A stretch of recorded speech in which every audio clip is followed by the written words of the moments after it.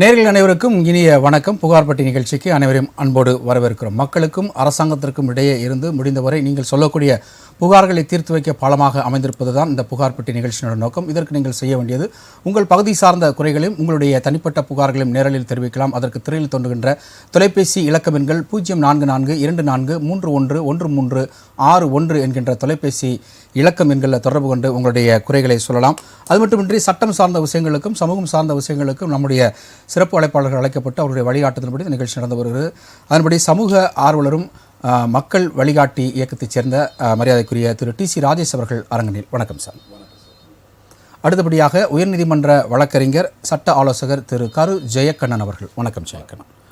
குறிப்பாக இந்த நிகழ்வு முழுக்க முழுக்க நம்முடைய பொதுமக்கள் சார்ந்த ஒரு விஷயமாக பார்க்கப்படுகிறது.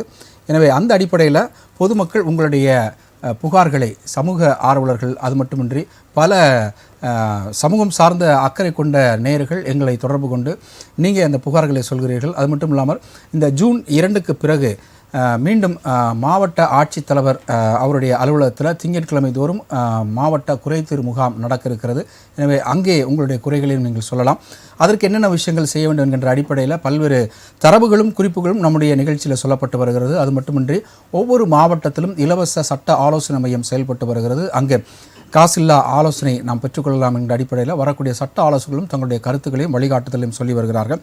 இன்றைக்கு பிரதானமாக சமூக ஆர்வலர்கிட்ட நம்ம கேட்டு தெரிஞ்சுக்கிறோன்னா ஆர்டிஐ அப்படின்ற ஒரு விஷயம் எப்படியெல்லாம் நம்ம அதை நம்ம தெரிந்து கொள்ளலாம், அதனுடைய வழிமுறைகள் என்ன, நடைமுறைகள் என்ன என்பது குறித்து நாம் தெரிந்து கொள்ளும். ராஜேஷ் சார், இந்த தகவல் உரிமை பெறும் சட்டம் இதில் நீங்கள் ரொம்ப எக்ஸ்பர்ட், நிறைய விஷயங்களில் செஞ்சுருக்கீங்க. இது மக்களிடையே இப்போ எந்த அளவுக்கு விழிப்புணர்வு ஏற்படுத்தியிருக்கு சார்? கழுதை தேஞ்சி கட்டெரும்பாச்சுன்னு ஒரு கிராமிய பழமொழி உண்டு சார். ஆரம்பத்தில் நமக்கு கிடைக்கப்பெற்ற 2வது சுதந்திரம் என்று இதை நம்ம போற்றி தூக்கி பிடித்து கொண்டாடணும். ஒரு அருமையான சட்டம். இந்த ஜனநாயக நாயகத்தில் நம்முடைய வரிப்பணத்தில் செயல்படுகின்ற எனது அரசாங்கம் என்னென்ன செயல்பாடுகள், திட்டங்கள், வரைமுறைகள்லாம் போடுது அப்படின்றது நான் தெரிந்து கொள்வதற்கு ஒரு டிரான்ஸ்பரன்சி, வெளிப்படைத்தன்மையை இந்த சட்டம் உருவாக்கி கொடுத்தது என்று காஷ்மீர் டு கன்னியாகுமரி உள்ள இந்திய குடிமக்கள் எல்லாம் பெருமையாக தூக்கி கொண்டாடினோம், மகிழ்ச்சி அடைந்தோம். நீங்கள் சொன்னது போல 2005 இந்த சட்டம் துவங்கிய காலத்திலிருந்து ஏறக்குறைய ஒரு 12,000 ஆர்டிஐ நான் போட்டிருக்கேன். மத்திய மாநில அரசாங்கத்தில் எத்தனை 12,000 12,000 ஆர்டிஐ பெட்டிஷன்ஸ். Okay sir. அதில் ஒரு 15க்கு மேலே மாநில அளவில் மாநில நிர்வாக தீர்வு ஆணையத்தில் நாங்கள் கேஸ் அட்டன் பண்ணியிருக்கோம் விசாரணைக்கு. இதனால் பல தரப்பட்ட பிரச்சனைகள் நாங்கள் சீர்தூக்கி களத்தில் மக்கள் மத்தியத்தில் இருக்கக்கூடிய பிரச்சனைகளை மக்களுக்கு எடுத்து செல்கின்ற ஒரு முறையிலும் செய்கிறப்போ அருமையாக இருந்தது. ஆனால் இப்போ என்னன்னு கேட்டால் 2012 சில இந்த தகவல் பெறும் உரிமை சட்டம் 2005 சில திருத்தங்கள் கொண்டு வந்தாங்க. அந்த திருத்தங்கள் கொண்டு வந்தது திருவாளர் பொதுஜனத்துக்கு இது தெரியாது. இந்த சட்டத்தில் இது மாதிரி திருத்தங்கள்லாம் வந்திருக்கு, எதெல்லாம் குறைச்சிருக்காங்க, எதை நீட்டிருக்காங்க அப்படின்ற விஷயங்கள் குறைவாக சத்தியமாக தெரியாது. அது என்னென்ன திருத்தங்கள் பண்ணியிருக்கான்றது ஒரு காலருக்கு அப்புறம் நம்ம பார்க்கலாம். வணக்கம், இது ராஜ் நியூஸ் புகார்பட்டி. யார் எங்கிருந்து அழைக்கிறீங்க? பேசலாம். வணக்கம் சார், இணைப்பில் வந்துட்டீங்க. டிவி சவுண்டை குறைச்சிருங்க, ஃபோனில் கான்சன்ட்ரேஷன் பண்ணி பேசுங்க. உங்க பேர் என்ன? என் பேர் ரெங்க ராமானுஜம். ரெங்க ராமானுஜம், எந்த மாவட்டத்தில் கூப்பிடுறீங்கயா? விருதுநகர் மாவட்டம் சிவகாசிக்கு அருகில் இருந்து பேசுறேன். உங்களுடைய புகார் விவரம் என்னங்கய்யா? புகார் இந்தியா சுதந்திரம் அடைஞ்சு 75 வருஷம் ஆச்சு. ஆமா. ஆனா இன்னும் நேற்றுக்கு தொலைக்காட்சியில பார்த்தா 1 லட்சம் நெல்லு மூட்டை மழையில நனைஞ்சிருச்சுன்னு. இத கேட்கறதுக்கு மனசு அப்படியே புண்படுது. சரிங்க. 75 வருஷம் ஆட்சி என்ன ஒரு விளைஞ்ச நெல்லை பாதுகாக்காட்டி என்ன அரசாங்கம் நடக்குது? இதெல்லாம் ரொம்ப வருத்தத்துக்குரிய விஷயம். இது விஷயமா நான் ஏற்கனவே அரசாங்கத்துக்கு பெட்டிஷன் எல்லாம் போட்டேன். அதுக்கு நாங்க அப்படி ஒதுக்கி இருக்கோம்னு சொன்னாங்க. ஒன்னும் வேலையாகல. ஏதோ கொஞ்சம் கட்டியிருக்காங்க. ஆனா முழுமையா நெல் மூட்டைகளை பாதுகாக்க வேண்டியது அரசாங்கத்தோட கடமை. ஏழை விவசாயிகள்லாம் அந்த நெல் குடோன் கட்ட முடியாது. ஊர் பஞ்சாயத்துல கட்டுற அரசாங்கமே நேரடியா தலையிட்டு இந்த நெல் குடோனை கட்டணும். நெல் கொள்முதல் நிலையங்கள் தமிழக அரசின் சார்பா நிறைய பண்ணிட்டு இருக்கிறாங்க. இப்போ உங்களுடைய பகுதி எந்த பகுதி? சிவகாசி, விருதுநகர். அவ்வளவா இதுல பாதிப்புல அந்த 7 மாவட்டம், தஞ்சாவூர், திருச்சி, கரூர், நாகப்பட்டினம், மாயவரம், கும்பகோணம், அந்த ஏரியாவுக்கு தான் நான் சொல்றேன். நான் விவசாயி இல்ல, இருந்தாலும் விவசாயி படுற கண்ணீரை அவங்க சிந்தி அழுகிறத நான் பாக்குறேன் தொலைக்காட்சியில. கண்டிப்பா ஒரு சமூகம் சார்ந்த ஒரு விஷயத்த சொல்லி இருக்கிறீங்க. நிகழ்ச்சியை தொடர்பு கொண்டதுக்கு நன்றி. இது குறித்து நம்ம விவாதிக்க போறோம். நான் நிறைய மேட்டர் இருக்கு. இன்னும் ஒரு விஷயம் நான் சொல்லணும், முக்கியமான விஷயம் தான், 2 விஷயம் சொல்ல காத்திருக்கேன். சொல்லுங்க விரைவா. ஆமா, இப்போ இந்த இது புளிய மரம் நட்டணும், உணவுப் பொருள் பல லட்சம் மரங்களா தமிழக அரசாங்கம் நட்டி இருக்கு, பல கோடி மரங்களை. ஆனா அதுல புளிய மரம் நட்டவே இல்லை. உணவுப் பொருள் தரக்கூடிய மரங்களை நட்டணும்னு நான் எழுதி போட்டேன். அதுக்கு ஒன்றும் ரெஸ்பான்ஸே இல்லை. அதாவது வேற ஏதாவது மரங்களை நட்டிருக்காங்க. நம்ம மற்ற மாநிலங்களை விட தமிழ்நாடு பெஸ்ட். அதையும் சொல்றேன், பிற மாநிலங்களுக்கெல்லாம் போகும்போது ரோடு ஓரத்துல மரங்கள் நட்டியிருக்காங்களா என்னன்னு நான் கவனிச்சிருக்கேன். மற்ற மாநிலங்கள் ஒப்பிடும்போது தமிழ்நாட்டுல நிறைய மரங்கள் நட்டியிருக்காங்க. ஆனா அதுல என்ன தப்பு நடந்திருக்குதுன்னா, உணவுப் பொருளை தரக்கூடிய புளிய மரத்தை நட்ட தவறிட்டாங்க. நட்டினா எங்கேயும் அங்க ஒண்ணு இங்க ஒன்றும் நட்டியிருப்பாங்க. பல கோடி புளிய மரங்களை வெட்டிட்டாங்க ரோடு அகலப்படுத்துற விஷயத்துல. திருச்சிக்கும் தஞ்சாவூருக்கும் நடுவுல ஒரு ரோடு இருக்கும் போது 50 வருஷத்துக்கு முன்னாடி பார்த்தா வெறும் புளிய மரமா தான் இருக்கும், இடம் விட்டுமா. ஆனா அந்த ஏரியாவில இப்போ ஒரு புளிய மரம் இல்ல. ஏன்னா அந்த மாதிரி உணவுப் பொருளை தரக்கூடிய புளிய மரங்களை அடுத்து வேறங்கய்யா. சரி, அடுத்து வேற. ரைட்டு. அப்புறம் இத நான் இன்னொரு விஷயத்த, மதுவை விட கொடுமையான விஷயத்த நான் சொல்ல விரும்புறேன். சொல்லுங்க. ஆனா இது தொலைக்காட்சியில நான் சொல்ல முடியாது. நீங்க தனிப்பட்ட முறையில நிகழ்ச்சி முடிஞ்சதுக்கு அப்புறம் நீங்க எனக்கு போன் பண்ணி கேட்டீங்கன்னா அந்த கொடுமையான விஷயத்த நான் சொல்ல தயாரா இருக்கிறேன். சரிங்க, ஓகேங்க. நிகழ்ச்சி பொது பிரச்சனைக்கு நீங்க சொன்னது மிக்க நன்றி. இது குறித்து நம்ம சமூக ஆர்வலர்கிட்ட விவாதிக்க போறோம். அழைப்புல மிக்க நன்றி திரு ரங்கராமானுஜம். அந்த விஷயத்தை நீங்க தனிப்பட்ட முறையில் போன் பண்ணி கேட்டா நான் விவரமா சொல்லுவேன். என்ன கொடுமை, அதை எப்படி நிவர்த்தி பண்ணணும்ன்ற வழி நான் சொல்லுவேன். நன்றி. நிகழ்ச்சி கலந்து கொண்டதுக்கு நன்றிங்க. சரி சார், இப்போ ஒரு ராஜேஷ் சார் சமூக சிந்தனையோடு ரங்கராமானுஜம் அவர்கள் சொல்லியிருக்கிறாரு. டெல்டா மாவட்டங்களில் நெல் அதிகமாக கடந்த முறை தண்ணீர் அதிகமாக திறக்கப்பட்டு கடைமடை வரை சென்று பல லட்சம் அளவுக்கு நெற்கள் வந்தாலும் அது அந்த நெல் கொள்முதல் நிலையங்கள் இல்லை அப்படின்ற ஒரு புகார் தொடர்ந்து எந்த அரசாங்கங்கள் வந்தாலும் இருக்கிறது. இன்றைக்கு அரிசி உற்பத்திக்கு பெயர் போனது நம்முடைய தமிழகம். இந்த நெல் கொள்முதல் நிலையங்கள் இல்லாதது, புளிய மரங்கள், இதெல்லாம் உங்களுடைய பார்வையில் எப்படி பார்க்குறீங்க? ரங்க ராமானுஜம் தோழருக்கு புகார் பெட்டி சார்பில் எங்களுடைய நன்றி. காரணம் என்னன்னு கேட்டிங்கன்னா, இன்றைக்கி தலை விரித்தாடக்கூடிய சமூகம் சார்ந்த உச்சமான ஒரு பிரச்சனையை நீங்கள் கொண்டு வந்திருக்கீங்க. நீங்கள் விவசாயியாக இல்லைனாலும் நீங்கள் ஒரு சமூக ஆர்வலாக இந்த கருத்தை பதிவு பண்ணதுக்கு மீண்டும் ஒரு முறை நன்றி. புளிய மரத்துலேருந்து போகணும். அசோகர் காலம் தொட்டே குளங்களை வெட்டினார், ஏரிகளை வெட்டினார், சாலை ஓரத்தில் நிழல் தரும் மரங்களை நட்டார் அப்படின்னு நீங்களும் படிச்சிருப்பீங்க, நானும் படிச்சிருக்கேன். ஆனால் இன்றைக்கி என்னன்னு கேட்டிங்கன்னா, ஒரு மரம் அரசாங்கத்தில் இருக்குதுன்னு சொன்னால் அந்த மரத்தை எடுக்கிறதுக்கு அதுக்குன்னே ஒரு பட்டா தராங்க. 2C பட்டான்னு பேர் அதுக்கு. அதே போல் இவர் ரங்கராமானுஜம் பதிவு பண்ணது சாலை ஓரங்களில் இருந்தது எல்லாமே நீங்களும் பார்த்துருக்கீங்க, நானும் பார்த்துருக்கேன். அவ்வளோ அழகாக இருக்குது. இங்கேருந்து தூரத்தில் ஒரு 10 அடி தூரத்தில் பார்த்தீங்கன்னா அந்த மரங்கள் ரெண்டும் இணைஞ்சு இருக்கிறது அவ்வளோ ஒரு அருமையாக இருக்கும், கண்கூடா காட்சியாக இருக்கும். அது எல்லாம் வெட்டி இப்போ பொட்டல் காடாயிருச்சு. காரணம் என்னன்னு கேட்டிங்கன்னா, இதுக்கு எல்லாமே அரசாங்கம் தான் காரணம். அரசாங்கம் தங்களுடைய சேவையும் திட்டத்தையும் கொண்டு வருவதற்கு எது இடைஞ்சலா இருக்கோ அதையெல்லாம் எந்த இதுவுமே சட்டத்தை வயலேட் பண்ணி கொண்டுட்டு போறது. இப்போ இந்த 4 வழி சாலைன்ற ஒரு திட்டம் வந்ததுக்கு பிறகுதான் புளிய மரங்களை நம்ம பார்க்க முடியறது இல்லை. அதான் இந்த திட்டங்களை கொண்டு வரணும் இல்லைங்களா? பல கோடி ரூபாய் மத்திய அரசாங்கம் கொடுக்குது இந்த திட்டத்துக்குன்னு சொன்னால் அந்த திட்டத்தை செயல்படுத்துவதற்கு, டெண்டர் விடுவதற்கு, அதில் கட்டிங் கமிஷன் எடுப்பதற்கு இதெல்லாம் பார்க்கறது கிடையாது. இந்த இயற்கை ஆர்வலர்களை பற்றி கவலைப்படுது, இயற்கை சூழலை பற்றி கவலைப்படுத்துறதில்ல, அதே போல் இந்த மரங்களை பற்றி கவலைப்படுறது இல்லை. இப்போ இன்னைக்கு நம்ம அந்த சைதாப்பேட்டையிலேருந்து நான் ஸ்டுடியோவுக்கு வர்றதுக்குள்ள வெளுத்து போயிட்டேன். வெயிலுடைய உச்சக்கட்டம் அந்த அளவுக்கு இருக்குங்க. இதுக்கு காரணம் என்னங்க? மரங்கள் இல்லாதது தான். இப்போ அவர் சொன்னது போல இப்போ தமிழ்நாடு முழுவதும் ஒரு அருமையான திட்டம் செயல்படுது.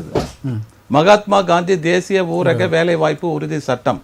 இந்த திட்டத்தின் கீழே ஒவ்வொரு கிராமத்திலையும் பஞ்சாயத்துல ஒரு வாரத்துக்கு 10 மரங்கள் நட்டா கூட வருஷத்துக்கு எத்தனை மரங்கள் ஆகும் கணக்கு பண்ணி அந்த மரங்கள் நடப்படுகிறதா அப்படின்றத காலருக்கு அப்புறம் நான் உங்கள்கிட்ட நான் கேட்குறேன். அதுக்கப்புறமேட்டு தகவல் உரிமை சட்டத்தில் அந்த சட்ட திருத்தம் வந்துச்சு, அதையும் பற்றி நம்ம பேசலாம். வணக்கம், இது ராஜ் நியூஸ் புகார் பெட்டி. யார் எங்கிருந்து அழைக்கிறீங்க? பேசலாம் சார். வணக்கம் சார், கிருஷ்ணகிரி மாவட்டத்துல இருந்து செல்வி ரவிச்சந்திரன் பேசுறேன் சார். செல்வியாமா? ஆமாங்க சார். செல்வி, கிருஷ்ணகிரி மாவட்டம். உங்களுடைய புகார் விவரம் என்ன சார்? செல்வி ரவிச்சந்திரன் சார். சரிங்கம்மா, உங்களுடைய புகார் விவரம் என்னம்மா? சார், எங்க முன்னோர்கள் தாத்தா அவங்க ஸ்கூல் கட்டி கொடுத்துருக்காங்க சார், பசங்களுக்கு படிக்கணும்னு சொல்லிட்டு. சரிங்கம்மா. அது 1950ல கட்டினது. சரி. இப்போ அந்த பக்கம் போவாதே இருந்தோம். நாங்க இப்போ கிருஷ்ணகிரியில இருக்கோம். சரிங்க. ஸ்கூல் ஆற்காடு மாவட்டத்துல இருக்கு, ஆற்காட்டுல இருக்கு. இப்ப எங்களுக்கு வயசாயிருச்சு, அந்த ஸ்கூல்ல போய் ஏதாவது கடை வச்சு பொழைச்சிக்கலாம் அப்படின்னு சொல்லிட்டு நான் வந்து கலெக்டர் ஆபீஸ்ல மனு கொடுத்திருந்தேன். சரிங்க. போன வருஷம் வந்து 3/5/2023 எனக்கு பதில் வந்தது, பரிசீலனை செய்யப்படும் சொல்லிட்டு. அதுக்கப்புறம் எந்த ஒரு இதுவும் இல்லைங்க சார். நாங்க வயசாயிட்டு உங்களுக்கு எத்தனை வயசு ஆகுதுங்கம்மா? சார் இப்போ எனக்கு 56 வயசு ஆகுதுங்க சார். எங்க வீட்டுக்காருக்கு 70 வயசு ஆகுதுங்க சார். சரிங்க. எங்களால ஒன்றும் பண்ண முடியல. எங்க சொந்த தாத்தா கட்டின ஸ்கூல் அது. சரி இருங்க, நம்மளுடைய சமூக ஆர்வலர் திரு ராஜேஷ் உங்களுக்கு ஆலோசனை கொடுவார். சகோதரி, நீங்க ஏற்கனவே புகார் பெட்டியில பதிவு பண்ணிருக்கீங்கன்னு நினைக்கிறேன் நான். ஆமாங்க சார். என்னன்னு கேட்டீங்கன்னா, இது வந்து ஒரு ப்ராப்பர்ட்டி அரசாங்கத்துக்கு நம்ம ஒப்படைக்கிறப்ப வந்து நீங்க அதை தானமா கொடுக்குறீங்க. அரசாங்கத்துக்கு கொடுக்கலங்க சார். அவங்களும் எடுத்துட்டாங்களா? உதவி பண்றாங்க அரசாங்கம். பிரைவேட்டா தான் இருக்கு. தாத்தா வரதராஜ செட்டியார் ஹைஸ்கூல்னு தான் இருக்கு.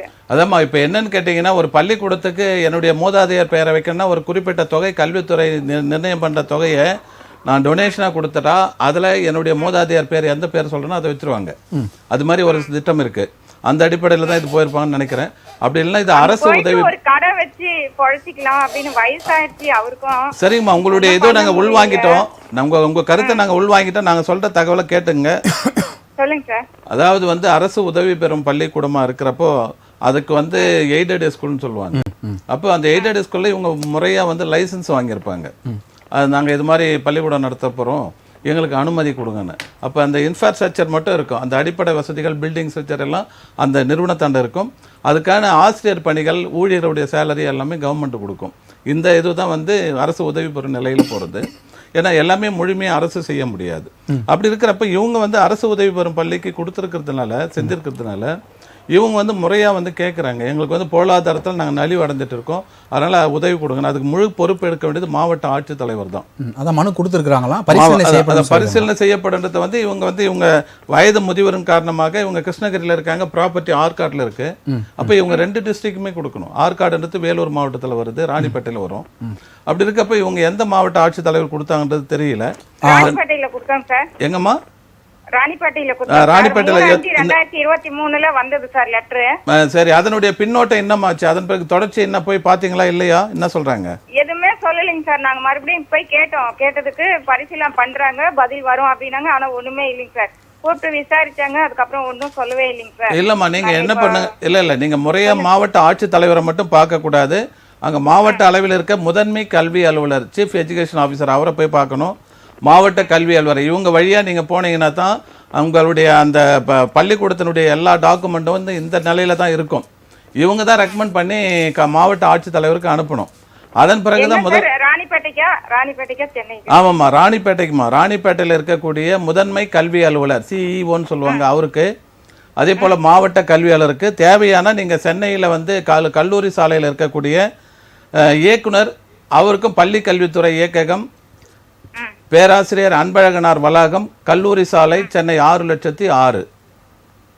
இதுக்கு நீங்கள் முறையாக மனு அனுப்புங்கம்மா. இதுக்கெல்லாம் அனுப்புனா கண்டிப்பாக உங்களுக்கு வந்து பரிசீலனை பண்ணி உங்களுக்கு உதவி பண்ணுவாங்க. பேராசிரியர் அன்பழகன் பேராசிரியர் அன்பழகனார் வளாகம். ஆமா, கல்லூரி சாலை, சென்னை 6,06,000. ஆமா, இயக்குனர் பள்ளி கல்வித்துறை இவங்களுக்கு அனுப்புங்க. அதே போல முதன்மை கல்வி அலுவலர் ராணிப்பேட்டைக்கு அனுப்புங்க, மாவட்ட கல்வி அலுவலர் ராணிப்பேட்டை, இவங்களுக்கு 3 பேருக்கு அனுப்புங்கம்மா. அனுப்பி ஜூன் மாதத்துக்கு பிறகு தான் உங்களுக்கு சரியான நடவடிக்கை உட்படுத்துவாங்க. அது உங்களுக்கு திருப்திகரமா இல்லைன்னா அதன் பிறகு கூப்பிடுங்கம்மா புகார் பெட்டிக்கு. நல்ல புகார் பெட்டி நல்லா போகுதுங்க சார். ப்ரோக்ராம் ரொம்ப நல்லா பிடிச்சிருக்குங்க சார். எல்லாம் உங்களுடைய ஆதரவு தான்மா. நல்லது நடக்கும்னு நான் நம்புறேங்க சார். நம்பிக்கை ஜெயிக்கட்டும். வாழ்த்துக்கள். நன்றிமா. நன்றிமா. நாங்களும் வேண்டுகிறோம். நன்றிங்க சார். நன்றிங்க சார். நன்றி. தொடர்ந்து நிகழ்ச்சி பாருங்க. அழைத்தமைக்கு மிக்க நன்றி சார். நம்ம இந்த மகாத்மா காந்தி தேசிய ஊரக வேலைவாய்ப்பு திட்டத்தில் மரம் இன்னைக்கு நடப்படுகிறதா? அதான் சார், எல்லாமே பெயர் அளவுக்கு தான் இருக்கு. இப்போ அவங்க சொன்ன மாதிரி மிஸ் ராமானுஜன் சொன்ன மாதிரி கனி தரக்கூடிய மரங்களை நடுறது கிடையாது, பலன் தரக்கூடிய மரங்களை நடுறது கிடையாது. இந்த சாஞ்சு போற மரங்கள் இருக்கு இல்லைங்களா, உடனே ஒரு காத்தடிச்சுன்னு மரம், அது மாதிரி மரங்களை வச்சுட்டு கணக்குக்கு எடுத்துறது, போட்டோ வீடியோ எடுத்து போட்டுறது. இப்போ சோசியல் மீடியா வந்துருச்சா, இந்த ஊரக வளர்ச்சித்துறையில இந்த திட்டத்தின் கீழே இவ்வளோ 1000 கண்கள் நட்டோம் அப்படின்னு நட்டதோட போகக்கூடாது. அது ட்ரீ கார்டு போடணும், அதுக்கு வந்து தண்ணி ஊற்றணும், பராமரிக்கணும். அந்த மெயின்டெனன்ஸை வந்து ஊராட்சி நிர்வாகம் பண்றது கிடையாது. அது மாவட்ட நிர்வாகம் கண்காணிக்கிறது இல்லை, ஒன்றிய நிர்வாகம் கண்காணிக்குது. இந்த ஊராட்சி என்பது 3 அடுக்கு. ஊராட்சி லெவலில் ஒரு அடுக்கு, ஒன்றிய அளவில் ஒரு அடுக்கு, மாவட்ட அளவு. இந்த 3 அடுக்கும் கண்காணிச்சா தான் அந்த திட்டம் வந்து சக்சஸ் ஆகும், வெற்றி பெறும். அரசுக்கு நல்ல பெயர். அரசு வந்து 1 கோடி கன்றுகள் நடுன்னு சொல்லிட்டு ஒரு புள்ளி ஒருத்த சர்க்குலர் அனுப்பிட்டாங்கன்னா அதை எக்ஸிக்யூட் பண்றது கிராமத்தில் இருக்கக்கூடிய பஞ்சாயத்து நிர்வாகம். அவங்க சரியான முறையில் வந்து இந்த சமுதாயத்தினுடைய அக்கறை கொண்டு செய்யணும். அவங்க வந்து பர்சன்டேஜ் மட்டும் பார்த்துட்டு செஞ்சாங்கன்னா வேலைக்கு ஆகாது. ஓகே சார், ஓகே, நம்ம தொடர்ந்து பேசலாம். ஒரு காலர் லைன் இருக்காங்க. வணக்கம், இது ராஜ் நியூஸ் புகார்பட்டி. வணக்கம் சார், நான் தமிழரசி முகப்பேர் வெஸ்ட்ல இருந்து பேசுறேன். தமிழரசி முகப்பேர் வெஸ்ட், உங்களுடைய புகார் விவரம் என்ன தமிழரசி? சார், இங்க வந்து கவர்மெண்ட் ஹையர் செகண்டரி ஸ்கூல் இங்க இருக்கு சார். சரிங்கம்மா. ஒரே ஒரு ஸ்கூல் தான் இருக்கு இந்த வெஸ்ட் பகுதியில. இது வந்து 6th ல இருந்து +2 வரைக்கும் இருக்குங்க சார். சரிங்கம்மா. இங்க வந்து பாத்தீங்கன்னா பள்ளியில வந்து அத்தியாவசிய தேவைகள்லாம் இல்லைன்னு சொல்லிட்டு நாங்க பேரண்ட்ஸ்லாம் போய் கொஸ்டின் பண்ணோம். அத்தியாவசிய தேவைகள் என்னென்ன இல்லம்மா? சார், இங்க வந்து டெய்லி பேசிஸ்க்கு குடிக்கிற தண்ணி இல்ல, குடிநீர். அதுக்கப்புறம் ஆமா, அதுக்கப்புறம் பாத்தீங்கன்னா டாய்லெட் வசதி சுத்தமா இல்ல. பெண் குழந்தைங்க ஆண் குழந்தைகள் 2மே படிக்கிறாங்க இந்த பள்ளியில. அது போய் நாங்க கேட்டதுக்கு தலைமை ஆசிரியர் வந்து சரியான பதில் அளிக்கல. நாங்க தொடர்ந்து இதை வந்து ஒரு 2 வருஷமா போராடிட்டு இருக்கோம். அந்த பள்ளிக்கூட பெயர் சொல்லுங்கம்மா. இது வந்து government higher secondary school sir. Government மாதிரி மேல்நிலை பள்ளி, முகப்பேர் வெஸ்ட். டேங்க் ஸ்கூல்னு சொல்லுவாங்க சார். என்ன ஸ்கூல்மா? டேங்க் ஸ்கூல் சொல்லுவாங்க. அதனுடைய இது நியர்பை டேங்க் ஸ்கூல். ஒரு ஆமா சார், மெட்ரோ டேங்க் இருக்கு. ஓகேமா, ஓகே. இது வந்து நாங்க முறையிட்டு அவங்க தலைமை ஆசிரியர் வந்து தெளிவான பதில் கொடுக்கவே இல்ல. இது எத்தனை வருட போராட்டம்? 2 வருஷம் சார். ஒரு 2.5 வருஷம் இருக்கும் சார் ஓவராலா பார்த்தா. சரி, அதாவது முன்னாடி இருந்த பேரண்ட்ஸும் வந்து போராடி இருக்காங்க, எதுவும் சரியா வரல. அதுக்கப்புறம் நாங்க போராட்டம் ஆரம்பிச்சோம். அதுக்கப்புறம் வந்து நாங்க வந்து பள்ளி மேலாண்மை குழுவுல வந்து நாங்க மெம்பரா இருக்கோம். சரி, இப்போ அங்க உங்களுடைய அந்த பள்ளிக்கூட தரப்புல இருந்து என்ன சொல்றாங்க சார்? அந்த தலைமை ஆசிரியரோட செயல்பாடு தான் சார் சரியில்லை.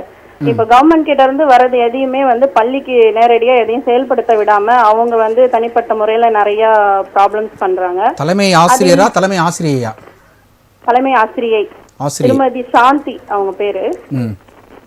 அவங்க மேல வந்து நாங்க புகார் மனு அளிச்சோம். ஃபர்ஸ்ட் வந்து பாத்தீங்கன்னா டிபிஐ வளாகத்துக்கு போயிட்டு நம்ம புகார் கொடுத்திருந்தோம். சரி, இருங்க, இதுக்கு வந்து நல்ல ஒரு வழிகாட்டுதல் நம்முடைய சமூக ஆர்வலர் ராஜேஷ். சார், மேடம், நீங்க கல்வி மேலாண்மை குழுல இருக்கீங்க, மகிழ்ச்சி. கல்வி மேலாண்மை குழுவினுடைய பணிகள் என்னன்னு எல்லாமே உங்களுக்கு தெரியும். அதை செயல்படுத்த வேண்டிய பொறுப்பு வந்து அங்க இருக்கக்கூடிய தலைமை ஆசிரியருக்கு உண்டு. அது மட்டும் இல்லை, அந்த பள்ளிக்கு ஒரு ஆண்டுக்கு வந்து மெயின்டெனன்ஸ் அதெல்லாம் செய்யறதுக்கு இவ்வளவு தொகைன்னு அரசாங்கத்தில் ஒதுக்குறாங்க.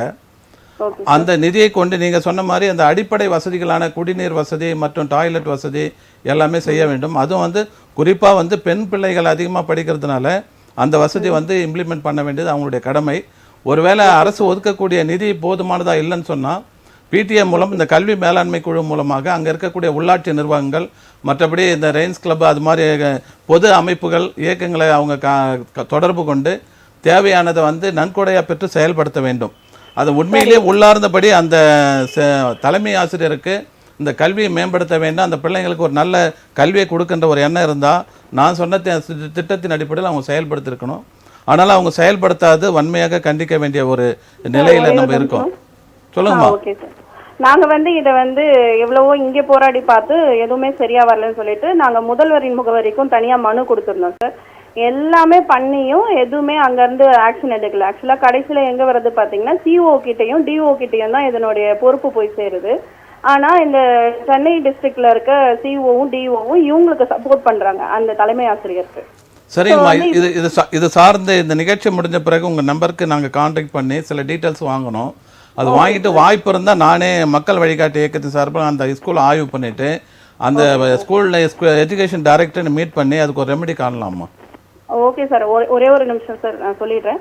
இது வந்து ஹைகோர்ட்ல வந்து ரிட் போட்டிருக்காங்க. இப்போ பள்ளி மேலாண்மை குழுல இருக்க இன்னொரு மெம்பர் பாத்தீங்கன்னா ரிட் பெட்டிஷன் போட்டாங்க. அதுக்கப்புறம் பாத்தீங்கன்னா அந்த தலைமை ஆசிரியரை வந்து இந்த பள்ளியில இருந்து வேற பள்ளிக்கு மாற்றுறதுக்கு ஆர்டரும் போட்டாங்க. ஆனா இன்னமும் வந்து கல்வித்துறையில இருந்து எந்தவித ஆக்ஷனும் எடுக்காததுனால அந்த தலைமை ஆசிரியர் இன்று வரை இந்த பள்ளியில வந்து இருக்காங்க, இந்த பள்ளியிலே தான் இருக்காங்க சார். சரிம்மா, அதுக்கு என்ன காரணம் நினைக்கிறீங்க? அரசியல் பின்புலம் இருக்குன்னு நினைக்கிறீங்களா? அதுதான் சார் எல்லாருமே சொல்றாங்க. யார் போனாலும் வந்து அந்த தலைமை ஆசிரியர் வந்து மிரட்டுற பாணியிலே பேசுறாங்க. சரி, நம்ம யாரு அவங்க எந்த லெவல்ல இருந்தாலும் நம்ம புகார் பெட்டி சார்பா அதை நம்ம நிவர்த்தி பண்ணி கொடுக்கலாம். ஓகே சார், தேங்க்யூமா, தேங்க்யூ. நிகழ்ச்சி thank you sir, thank you so much sir. கண்டிப்பாக நிகழ்ச்சி முடிஞ்சாலும் நம்ம சமூக ஆர்வலர் உங்கள்கிட்ட பேசுவாங்க. நன்றி. இப்போ நம்ம அடுத்த அழைப்பாளர் போகிறதுக்கு முன்னாடி திரு ஜெயக்கண்ணன், உங்கள்கிட்ட ஒரு முக்கியமான ஒரு கேள்வி. நம்ம கடந்த முறை இந்த லோன் கிளியர் பண்ணுற விஷயம்லாம் நம்ம பேசுகிறோம். ஒரு வழக்கறிஞர் அவங்க லோன் கட்டலை அப்படின்னு சொல்லி வந்து பேசக்கூடாது அப்படின்னு நீங்கள் சொன்னீங்க. அதுக்கு அகெயின்ஸ்டாக வந்து நம்ம லீகல் நோட்டீஸ் கொடுக்கணுமா, இல்லை எந்த மாதிரியான விஷயங்கள் அதுக்கு பண்ணணும்? அதாவது தொடர்பு இல்லாத நபர்கள் வழக்கறிஞர் என்ற பெயரில் சாதாரணமாக எதிர்த்தரப்பினருக்கு நாங்கள் வங்கி சார்பாக பேசுகிறோம், இல்லை தனிப்பட்ட நபர்கள் சார்பாக பேசுகிறோம்னா கம்ப்ளைண்ட் போலீஸ் புகாரை கொடுக்கலாம். காவல் நிலையத்தில் கூட இந்த மாதிரி அவங்க ஃபோனில் தான் இருக்கும், அந்த நம்பர் தான் இருக்கும், அந்த பேஸில் தான் கொடுக்கணுமா? அந்த நம்பரை கொடுக்கலாம்.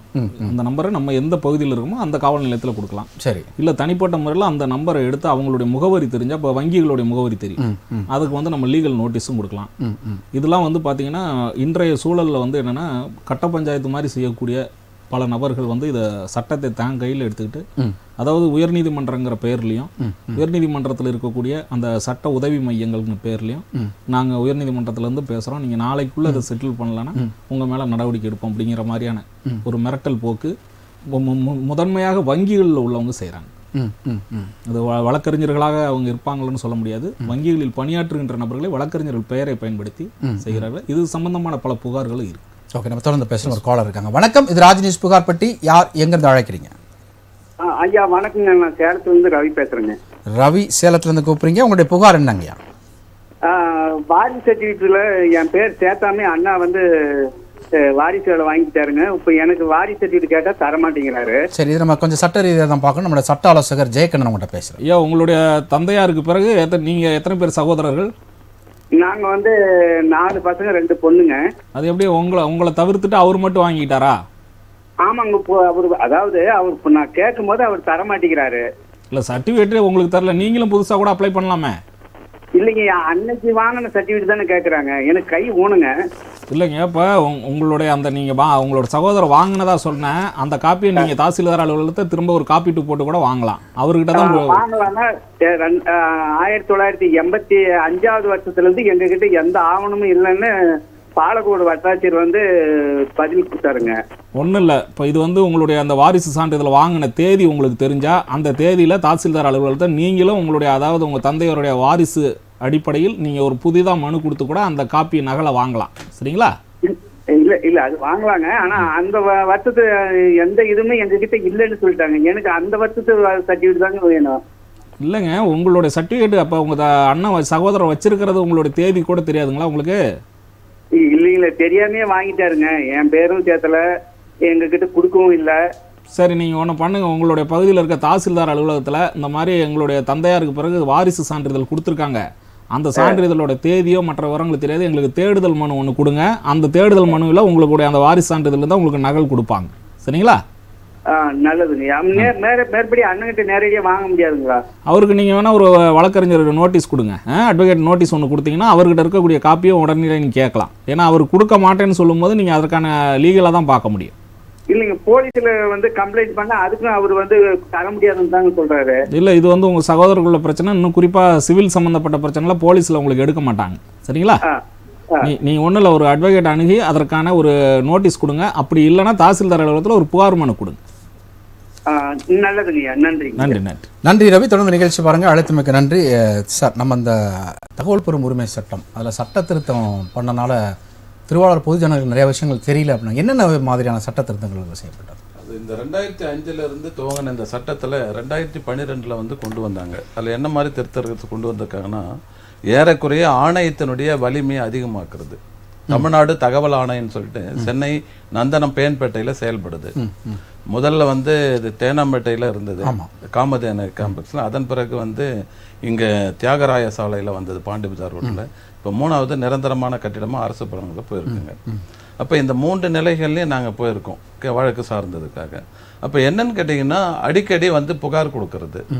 இப்போ நான் வந்து பாதிக்கப்பட்டவன் ஒரு மனு கொடுக்குறேன். இதோ இப்போ பேசினார் தோழர் வந்து சேலத்துலேருந்து ரவி வாரிசு சர்டிஃபிகேட் போட்டார். இது தகவல் பெறும் உரிமை சட்டத்தில் நாங்கள் கைட் பண்ணுவோம். தகவல் பெறும் உரிமை சட்டத்தில் நான் வாரிசுன்னா இருக்கு, எனக்கு வந்து உங்கள் அலுவலகத்தில் வாரிசு சர்டிஃபிகேட் அப்ளை பண்ணி மனு வந்ததுக்கா, அந்த மனு வந்து அந்த மனுவை ஆய்வு செஞ்சது யாரு, விஓ பேர் என்ன, ஆர்ஐ பேர் என்ன, அந்த சான்றிதழ் வழங்கிய வட்டாட்சியர் பேர் என்ன, அது இந்த டீட்டெயில் எல்லாம் எடுப்போம். அதுக்கும் மேலே போய் என்ன பண்ணோம்னா அவங்களுடைய பணிப்பதிவேடு, அவங்களுடைய சர்வீஸ் ரெக்கார்டை எடுப்போம் நாங்கள். ஓகே. அப்போ இது மாதிரி ஆழ்ந்து போறப்ப என்னன்னு கேட்டிங்கன்னா இண்டிவிஜுவலான அந்த அலுவலர்களுக்கு பாதிப்பு. ஏன்னா நம்முடைய ஜாதகத்தையே அவங்க தோண்டி துறையிட்டு வராங்களே அப்படின்றதுக்காக இந்த மனுதாரர்களை அலகழிப்பதற்காக என்ன பண்ணுச்சு, ஆணையம் வந்து சில திருத்தங்களை கொண்டு வராங்க. அது என்ன திருத்தம் கொண்டு வந்திருக்கிறாங்கன்றது பிரேக் அப்புறம் நான் உங்கள்கிட்ட நான் கேட்டுக்கிறேன். இந்த ஆணையத்தில் சட்ட திருத்தம் செய்யப்பட்டிருக்கிறது, அதாவது அவங்களுக்கு பவரை இன்க்ரீஸ் பண்ணணும் அப்படின்ற என்னென்ன விஷயங்கள்லாம் பண்ணியிருக்காங்க சார்? இப்போ சாதாரணமாக நம்ம பார்த்தோம்னா தகவல் பெறும் உரிமை சட்டம் 2005 படி பார்த்தா ஒரு மனுதாரர் தகவல் கேட்டு சம்பந்தப்பட்ட பொது தகவல் அலுவலருக்கோ உதவி பொது தகவல் அலுவலருக்கோ அனுப்புறாருன்னா அது வந்து 30 நாட்களுக்குள் அவருக்கு வந்து பதில் தரணும், தகவல் தரணும். ஆமாம். அந்த 30 நாட்களுக்குள் தகவல் தராத பட்சத்தில் அந்த மனுதாரர் அந்த சம்பந்தப்பட்ட மேல்முறையீட்டு அலுவலர் அந்த அலுவலகத்தில் இருப்பார், அவருக்கு வந்து மனு கொடுக்கலாம். சரிங்க சார். அந்த மேல்முறையீட்டு அலுவலர் வந்து இப்போ தன் கீழே வேலை செய்கிற பொது தகவல் அலுவலர் கொடுக்க தவறிய தகவல்களை இவர் எந்த விதமான கட்டணம் இல்லாமல் தரணும்னு தான் அந்த சட்டம் சொல்லுது. ஆனால் இந்த 30 நாளுக்கு பிறகு மீண்டும் ஒரு 30 நாள் கழிச்சு மேல்முறையீடு செய்கிறப்போ அந்த பொது மேல்முறையீட்டு அலுவலர் கொடுக்கறது இல்லை. அப்போ இதுலேயே 2 மாதம் ஓடிடும். அப்போ இந்த மனுதாரர் என்ன பண்றாரு, ஆணையத்தை தான் நம்பி இருக்காரு. சரிங்க. தமிழ்நாடு தகவல் ஆணையத்துக்கு வந்து மேல்முறையீடு 2வது மேல்முறையீடு போறாரு. அப்போ இந்த 2வது மேல்முறையீடுக்கு போறப்போ வந்து அவங்களுக்கு வானமே எல்லைன்ற மாதிரி அவங்க என்ன பண்ணாங்க, ஒரு வரையறையே கிடையாது. இந்த கால வரையறைக்குள் இந்த தகவல் தர வேண்டும், இதை வந்து வழக்கு கூப்பிட்டு விசாரிக்கப்பட வேண்டும் என்பது வரையறையே கிடையாது. சரிங்க சார். இப்படி வரையறையே இல்லைன்னு சொன்னா நாங்கெல்லாம் வந்து 4 வருஷம்லாம் வெயிட் பண்ணி இருந்திருக்கோம். ஒரு தகவலை கேட்டுட்டு ஆணையத்துக்கு போட்டுட்டு 2வது மேல்முறையீடு 4 வருஷத்துக்கு பிறகுதான் எங்களுக்கு வந்து விசாரணைக்கு கூப்பிட்டாங்க. சரிங்க சார். அப்ப இந்த நிலைமை என்னன்னு கேட்கிறப்ப நாங்க ஆணையத்துக்கு எதிராக சில போராட்டங்களும் நடத்தணும். அப்ப எங்களை கன்னிங் பீப்புள்ஸா வந்து பார்த்துட்டு எங்கெல்லாம் வந்து எங்களுடைய மனுக்கெல்லாம் ஓரம் கட்டுறது, அது வந்து பதில் கொடுக்கறது இல்லை. இவங்களே என்ன பண்ணுவாங்கன்னா பொது தகவல் அலுவலர் மேல்முறையீட்டு அலுவலர்லாம் மீட்டிங் நடத்துவாங்க. சரிங்க சார். ரெவி மீட்டிங். அதுல வந்து குறிப்பிட்ட நபருங்கெல்லாம் வந்து பிளாக் லிஸ்ட்ல போடுன்னு சொல்றாங்க பாருங்க, அது மாதிரி பிளாக் லிஸ்ட்ல போடுறது. அப்போ வந்து தகவல் கொடுக்க மறுக்கிறது, முழுமையான தகவல் கொடுக்கறது இல்ல, சரியான தகவல் கொடுக்கறது இல்ல. இது மாதிரியான இதுவங்கெல்லாம் திருத்தம் கொண்டு வந்திருக்காங்க. இப்போ என்னன்னு கேட்டா 2வது மேல்முறையீடுக்கு 4 பக்கத்துக்கு அவங்க கொடுக்குற ஃபார்மேட்ல தான் ஃபில் பண்ணி அனுப்பணும். சரிங்க சார். இது எத்தனை சாமானியனுக்கு தெரியும்? அப்படி இது தெரியப்படுத்த வேண்டும் என்றால் அது விளம்பரப்படுத்த வேண்டியது கடமை வந்து இந்த தமிழ்நாடு தகவல் ஆணையத்திற்கு. திருத்தப்பட்ட சட்டங்கள் என்னன்னு அது வரிசைப்படுத்தி அது விளம்பரப்படுத்த வேண்டும். பிரிண்ட் மீடியாவுக்கும் மாஸ் மீடியாவுக்கும் செய்தி விளம்பரத்துறை மூலமா தமிழ் வளர்ச்சித்துறை மூலமா அது விளம்பரப்படுத்தணும். அதையும் செய்யவில்லை. இப்ப தமிழ்நாடு முதலமைச்சர் என்ன சொல்றாரு, தன்னுடைய ஆட்சி வந்து 3 ஆண்டு முடிந்து 4வது ஆண்டு வரப்போதுன்றதுக்காக நாடு மக்களும் நலம் பெற உழைப்போன்னு வாக்குறுதி கொடுத்திருக்காரு. அப்போ நலம் பெற உழைக்கன்னு நினைக்கக்கூடிய முதலமைச்சர் மட்டும் நினைச்சா போதாது இல்ல, தன்னுடைய கீழே இருக்கக்கூடிய அரசு இயந்திரங்கள் அதை செய்யணும் இல்லையா? இந்த சட்டத்தை நம்பி இருக்கிற சாமானிய மக்களை வந்து மழுங்கடிக்கும் நோக்கத்தில் ஆணையம் தன்னுடைய போக்குக்காக தான் தோண்டித்தனமா செயல்படக்கூடிய நிலைக்கு இந்த சட்டங்களை திருத்த கொண்டு வந்து. இதுக்கு யார் காரணம் அப்படின்றத காலருக்கு அப்புறம் நம்ம பேசலாம். வணக்கம், இது ராஜ் நியூஸ் புகார்பட்டி. யார் எங்க இருந்து அழைக்கிறீங்க? பேசலாம். வணக்கம். வணக்கம் சார். திருவாரூர் மாவட்டம் அடியக்கமங்கலம் இமாம் விஜய். என்ன விஜய் சார்? இமாம் இமாம் இமாம் அடியக்கமங்கலம். இமாம். ஓகே, அரியக்கமங்கலம். உங்களுடைய புகார் விவரம் என்ன சார்? பொது சார், ரயில்வே சம்பந்தமா சார். சொல்லுங்க ஐயா. ரயில்வேல வந்துட்டா 3 சீட்டு இருக்கிற இடத்துல 2 பேர் உட்காந்து 2 பேர் உட்காந்துக்கிறாங்க சார். கூட்டம் ஜாஸ்தியா இருக்கு. சரி, இது பொது பிரச்சனை. நம்முடைய சமூக ஆர்வலர் திரு ராஜேஷ் உங்ககிட்ட பேசுறாரு. இமாம் சார், உங்களுக்கு மட்டும் அந்த வழி இல்லை. நான் அடிக்கடி ரயிலை நம்பி பயணிக்கக்கூடியவன் தமிழ்நாடு முழுவதும். கடந்த 10 நாளுக்கு முன்னாடி கோயம்புத்தூர்ல இருந்து நான் சென்னைக்கு பதிவு பண்ணியிருக்கேன் சேரன் எக்ஸ்பிரஸ்ல. நான் என்னுடைய சீட்டை போய் பிடிக்கிறதுக்காக நான் அங்கே ஏற முடியல, நான் திருப்பூர் வந்துட்டேன். திருப்பூர் வந்து ஏறப்ப என்னுடைய சீட்டில் 4 பேர் படுத்துட்டு இருக்காங்க, வட இந்தியர்கள் படுத்திருக்காங்க. அவங்களுக்கு டிடிஆரை கூப்பிட்டு நான் பேசி முடிச்சிடறேன். டிடிஆரை கூப்பிட்டா அவர் வந்து ஒரு வட இந்தியர், அவங்களுக்கு தான் ஒரு சாதகமா இருக்கு, சேலம் வரைக்கும் அட்ஜஸ்ட் பண்ணுங்க சார்னு சொல்லிட்டு போறாருங்க. நான் ஏன் அது அட்ஜஸ்ட் பண்ணணும்னு சொல்லிட்டு பிரச்சனை கொண்டு வந்த பிறகு அப்புறம் அந்த ஆர்பிஎஃப் போலீஸ் எல்லாம் வந்த பிறகு அதன் பிறகு அவங்க எல்லாம் வெளியே அனுப்பிட்டு என்னுடைய சீட்டு என்ன நான் பெற வேண்டியதா போச்சு. அதுக்கு நான் ஈரோடு வரைக்கும் வர வேண்டிய காத்திருக்க வேண்டியதாச்சு. ரிசர்வ் ஸ்லீப்பர்ல அப்போ இந்த நிலைமையை வந்து நான் வந்து அங்க இருக்கக்கூடிய கோட்ட மேலாளருக்கு நான் புகார் பண்றேன். சேலத்துல இருக்கக்கூடிய ரயில்வே கோட்ட மேலாளருக்கு புகார் பண்றேன், இங்க இருக்க ஜிஎம்க்கு புகார் பண்றேன். அவங்க வந்து சிம்பிளா வந்து உங்களுக்கு ஏற்பட்ட சிரமத்திற்கு வருந்துகிறோம்னு சொல்றாங்க. அந்த சிரமத்தை எடுத்து எந்த ரிசர்வ் பேங்க்ல போய் டெபாசிட் பண்றதுங்க? இது மாதிரியான இருக்கிற நிலைமை வந்து அங்க இருக்கக்கூடிய பணியாளர்கள் வந்து பெரும்பாலும் வந்து வட இந்தியர்களை சார்ந்தவர்களாக இருப்பதாலும் அதிகமாக ஓப்பன் டிக்கெட் எடுத்துட்டு வந்து ரிசர்வ்ல ஆக்குபை பண்றக்கூடிய காட்டுமிராண்டித்தனமான இந்த வட இந்திய பயணிகளால் தான் தென்னகத்து பயணிகள் எல்லாம் அவர் இமாம் போல பாதிக்கப்படும். இதுக்கு வந்து முழுக்க முழுக்க அங்க இருக்கக்கூடிய ரயில்வே மினிஸ்ட்ரி தான் நடவடிக்கை எடுக்கணும். இதுக்கு வந்து நீங்க இப்போ உங்களுக்கு கோட்ட மேலாளர், சேலம் கோட்ட மேலாளருக்குலாம் நீங்க கூப்பிட்டு கம்ப்ளைண்ட் பண்ணிட்டீங்க. இவர்கள் போன்ற ஆள்கள்லாம் எப்படி கம்ப்ளைண்ட் பண்றது? ஆமா, இது போல வந்து இருக்கிறவங்க வந்து இங்க சென்னையில வந்து பார்க் டவுன்ல வந்து பொது மேலாளர் தென்னிந்திய ரயில்வே, இந்திய ரயில்வே, தென்னிந்திய ரயில்வே, பார்க் டவுன், சென்னை 6,03,000 அவங்களுக்கு புகார் பண்ணலாம். அதுக்கு வந்து அவங்க இப்போ இவர் வந்து எங்கேருந்து பேசுறாரு, அடியக்கமலர் இது திருவாரூர்ல இருந்து பேசுறதுனால அந்த பகுதியை சேர்ந்த கோட்ட மேலாளருக்கு அவங்க புகார் கொடுக்கலாம். இல்ல அந்த கோட்ட மேலாளர் முகாவரி தெரியலனாலும் சென்னையில் இருக்கக்கூடிய இந்த ஜிஎம்க்கு அவங்க புகார் பண்ணா அவங்களுடைய புகார் அங்கிருந்து நடவடிக்கை எடுப்பாங்க. ஓகே. இது சம்பந்தமா அந்த ரயில்வே ஸ்டேஷன்ல ஒரு புகார் புத்தகமே இருக்கு, சஜஷன் அண்ட் பெட்டிஷன்ஸ்னு. அந்த புகார் புத்தகத்துல இவங்க போய் பதிவு பண்ணலாம். பதிவு பண்ணிட்டு அது ஒரு போட்டோ எடுத்துட்டு அதை ஒரு எவிடன்ஸா வச்சு இந்த ஜிஎம் சவுத் ரயில்வேக்கு அவங்க புகார் பண்ணலாம். ஓகே ஓகே ஐயா, கேட்டுக்கிட்டீங்களா? ஓகே, நன்றி. பொது பிரச்சனையை கொண்டு வந்ததுக்கு மிக்க நன்றி. தொடர்ந்து நிகழ்ச்சி பாருங்க. அடுத்த அழைப்பாளர் நம்ம பேசுறதுக்கு முன்னாடி சார், இந்த ஆணையம் பல பேர் வந்து இப்போ உங்களை போன்ற சமூகர்கள் பேர்லாம் வந்து பிளாக் லிஸ்ட்டில் போடுறாங்க அப்படின்னா, அதுக்கடுத்து இந்த ஆணையத்திற்கு இவ்வளோ பவர் கொடுத்து பின்னிருந்து இயக்குவது யார்? அரசியல்வாதிகள் இயக்குறார்களா இல்லை பெரும் பெரும் ஜாம்பவான்கள் இயக்குறார்களா? இது முழுக்க முழுக்க சார் ஆணையத்தை பொறுத்த வரைக்கும் தமிழ்நாடு தகவல் ஆணையத்துக்கு தலைமை ஆணையாளர்னு ஒருத்தர் இருக்காரு. அவருக்கு 10 ஆணையாளர் இருக்காங்க.